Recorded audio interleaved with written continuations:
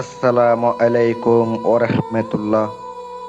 তান্ত্রিক মহাগুরু চ্যানেলের পক্ষ থেকে স্বাগতম। আজ এমন একটি বিদ্যা আপনাদের সামনে দিয়া দিলাম, এমন একটি নকশা আপনাদের সামনে দিয়া দিলাম, যে নকশাটির মাধ্যমে দুইটা ব্যক্তির মধ্যে অবৈধ সম্পর্ক থাকলে, পরকীয়া থাকলে বিচ্ছেদ করাইতে পারবেন। তাদের মধ্যে ঝগড়া লাগাইতে পারবেন, ফাসাদ লাগাইতে পারবেন। আজ এমন একটি বিদ্যা নিয়ে আসলাম, এমন একটি নকশা নিয়ে আসলাম, দুইটা ব্যক্তির মধ্যে বিচ্ছেদ লাগাইতে পারবেন। তারা একজন অপরজনকে দেখতেও পারবো না। এমন একটি আজকে নকশা দিতেছি, যদি পরকীয়া করে তাকে পরকীয়া সম্পর্ক বিচ্ছিন্ন করতে চান, আজকের একবার এই বিদ্যাটা প্রয়োগ করবেন। আজকের দেওয়া নকশাটি একটা বার করে দেখেন না, মহান আল্লাহ পাকের অশেষ রহমতে যদি আপনার ইমান আমল ভালো থাকে, বিশ্বাস থাকে, বিশ্বাসের নাম ইমান, যদি পরিপূর্ণ বিশ্বাস থাকে এই তদবিরের উপরে, তদবির কিছুই করতে পারে না, শুধু আল্লাহর উপর ভরসা রেখে কাজটা করতে হবে। আমি আপনাদেরকে বলে দিলাম, যদি আল্লাহ পাকের উপরে বিশ্বাস রেখে নকশাটা লিখেন, সম্পর্ক বিচ্ছেদ করার জন্য স্বামী স্ত্রী হালাল সম্পর্ক ভেঙে যাবে তৃতীয় ব্যক্তির কারণে। এই তৃতীয় ব্যক্তিকে সরিয়ে দিতে পারবেন আজকের দেওয়া এই নকশার মাধ্যমে। তারা আস্তে আস্তে একজন অপরজনের কাছ থেকে সরে যাবে, একজন অপরজনের কাছ থেকে দূরে চলে যাবে, বিচ্ছেদ হয়ে যাবে, তারা আলাদা হয়ে যাবে। মহা শক্তিশালী নকশা নিয়ে আসলাম। যারা দেশ এবং দেশের বাহির থেকে কাজ করাইবেন যোগাযোগ করবেন। কিছু কিছু ভাইয়া আমারে ফোন দিয়া কয়, ভাই কাজ করিয়া দেন। ভাই আপনি খরচ দিতে না পারলে, টাকা দিতে না পারলে আমি কাজ করুম কেমনে? আমার পারিশ্রমিক বেশি, কাজের খরচ বেশি। কাজ করব, গ্যারান্টি সহকারে কাজ করব, কিন্তু কাজের দাম বেশি।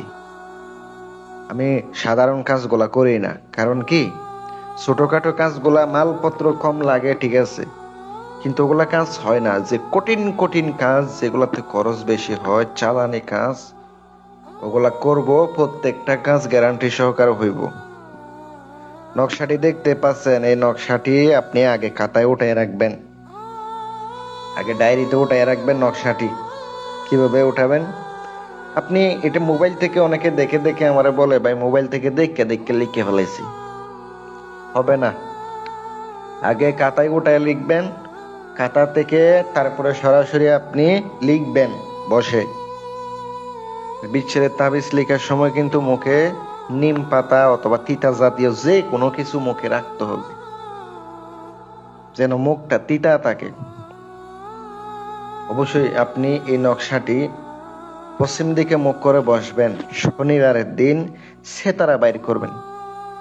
সেতারা বাইর কইরা, যদি আপনি শনিবারে করেন দুপুর বেলা কাজটা করবেন, দুপুর বেলা অবশ্যই একটার পরে কাজটা করবেন, একটা থেকে দুইটা।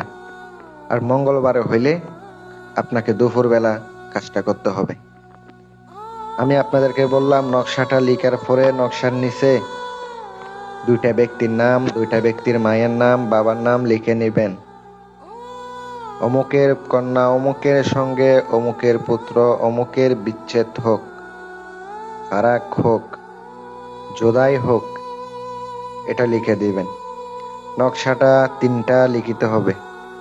এটা আমার ডায়েরিতে বলা আছে, মাত্র একটা নকশা লিখে নকশাটা সামনে রেখে দিয়ে আগরবাতি ধূপ জ্বালাইয়া পেঁয়াজের শুকলা রসুনের চোপলা জ্বালিয়ে দুর্গন্ধ জাতীয় ধোঁয়াটা যেটা উড়ে ওইটার উপর ধরতে হবে, আর একটু আতর লাগাই দিতে হবে নকশাতে।